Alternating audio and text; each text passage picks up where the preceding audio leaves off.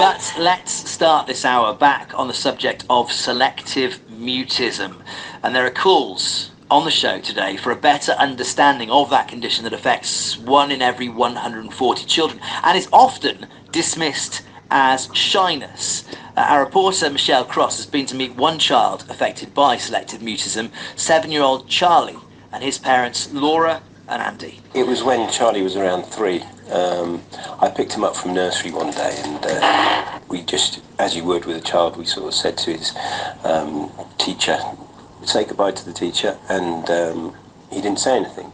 And the teacher said, do you know what, he's never ever said anything to me, which I found quite alarming, obviously. Charlie's dad, Andy, says that was the moment everything changed for the 7-year-old and his family. Here's Charlie's mum, Laura.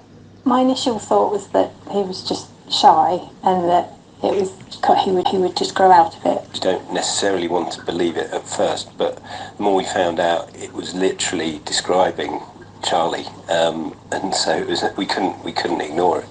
It affects 1 in 140 children. That's around 1 in every primary school, which came as a shock to his parents. Growing up, Charlie was very happy. First word was bird. Remember that? What? Yellow one, pink and green. He met all his milestones when he should have done. Notably, a really sort of cheeky sense of humour and something that, you know, he still has today, obviously. The pressure of saying good morning to his teacher, he really struggles with that. How did that make you feel as parents? We used to feel that we'd have to speak up for him because it can come across as him being rude. We are talking to him about it more. He is more aware of it, and you know, we asked him, how does it feel to have selective mutism? And he says he feels lonely. He feels left out. Sorry. Sorry. The condition has been an emotional journey for all of them. It's hard not to think about, you know, what the future holds for him, because again, it's such a given that everybody's expected to speak. It's taking the small wins and running with those and building on them, that he can show everybody who he really is. Andy and Laura there talking to our reporter Michelle Cross about their son Charlie, 7 years old, has selective mutism. Listening across to that, Lucy Nathanson, who works with children who have this condition. Lucy, you heard the emotion there, in particularly a really difficult thing for parents to have to work around. Yes, absolutely. When parents first discover that their child has selective mutism, often they are in despair. They don't know what to do because these children talk absolutely freely at home with close family members. However, they're not able to talk at school or perhaps with extended family members or with strangers.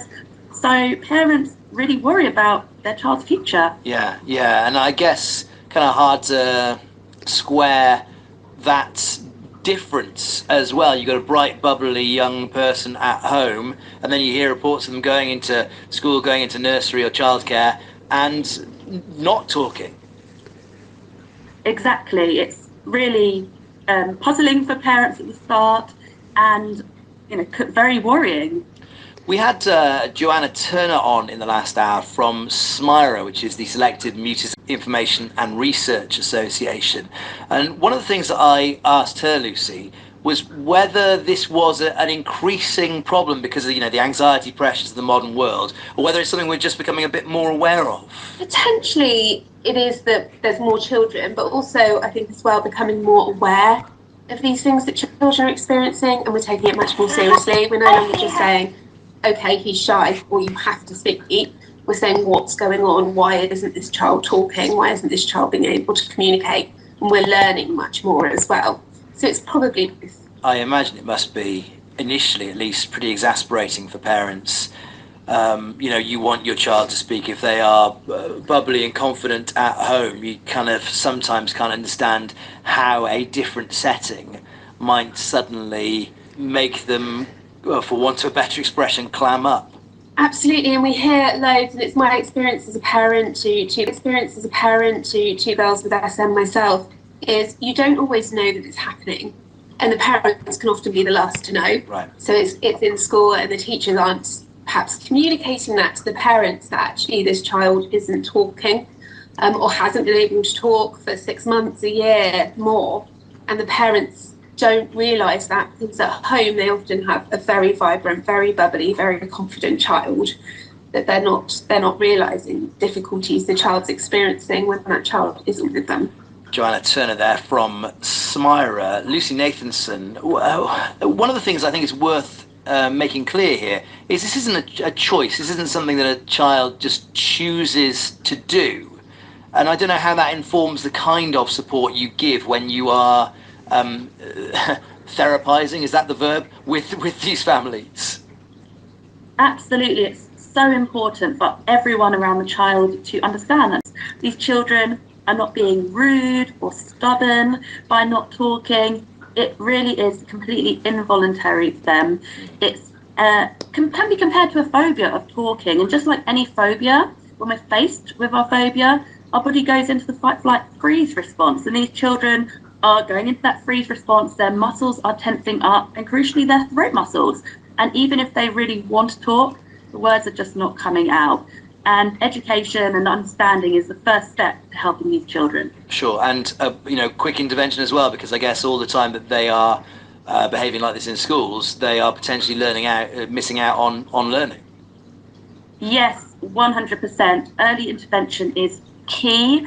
It's so common for people to think, let's just wait and see, maybe they'll grow out of it, maybe they just need time. But actually, the longer we wait, the longer these children are stuck in that anxiety. And actually, if we take action as early as possible, these children can start to overcome selective mutism.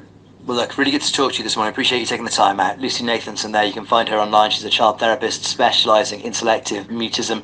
We've approached the Department of Health and Social Care for a statement regarding the care available for selective mutism in the UK, and we'll bring you that when we get it. 17 minutes past 8.